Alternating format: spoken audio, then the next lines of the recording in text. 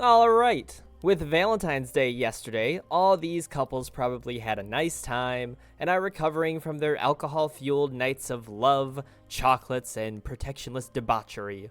Meanwhile, all us loser incels are here together while I talk about cringe romance books and their interesting backstories, so buckle up, virgins. Shoe on Head dropped a video a few months back detailing the whole BookTok epidemic with the book Morning Glory Milking Farm. And the more I thought about it, the more I realized just who is responsible for the book's existence. And no, it is not the author, C.M. Nescasta. I was able to follow the BookTok road all the way back to Prussia in the year 1818. On May 5th, a boy named Karl was born. No, not that Karl. Karl Marx. He is not longing for Jimmy's mom. Instead, he is longing for Jimmy's communism. Yes, Karl Marx is directly responsible for the existence of Morning Glory Milking Farm. Hear me out.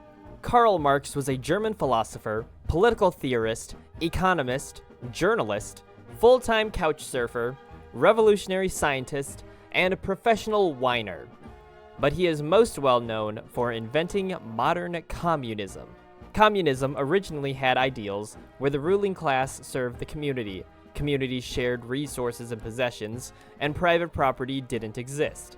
Marx and another philosopher, Friedrich Engels, essentially took these ideals and tied them to a more industrialized mindset, where it critiques capitalism that exploits workers and strives for a world where the workers have seized the means of production, basically meaning that the working class must take control of the infrastructure used to produce goods, instead of letting the higher class use them for their labor and give them unlivable wages in exchange. This was detailed in their work, The Communist Manifesto. You may have heard of it. So, communism is created, and in 1917, Vladimir Lenin and the Bolsheviks seized control of the Soviet Union, and 5 years later, established the USSR with the communist ideals at the helm. The United States began funding the Middle East in 1928 for their oil, but after World War II and the subsequent start of the Cold War with the USSR, oil was not the only thing we Yanks were after. With tensions rising between the US and Russia, the US decided to substantially increase the military and economic assistance to the Middle East in an attempt to prevent Soviet influence and gain some power for ourselves as well. This is how all of these guns and money landed in the sweaty palms of a certain cave dweller, Osama bin Laden. Osamna and his motley crew then decided to attack the US, which is a really stupid move to bite the hand that feeds you, but whatever. Anyway, this led to the 9/11 terrorist attacks. Now, it's pretty well known that on a boat in the harbor that day, there was a man watching the attack unfold, who then decided to channel his trauma therapeutically through music and formed a band. This man was Gerard Way, and that band was My Chemical Romance.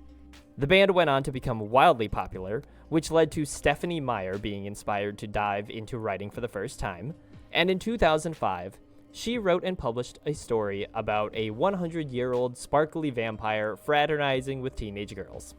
Twilight.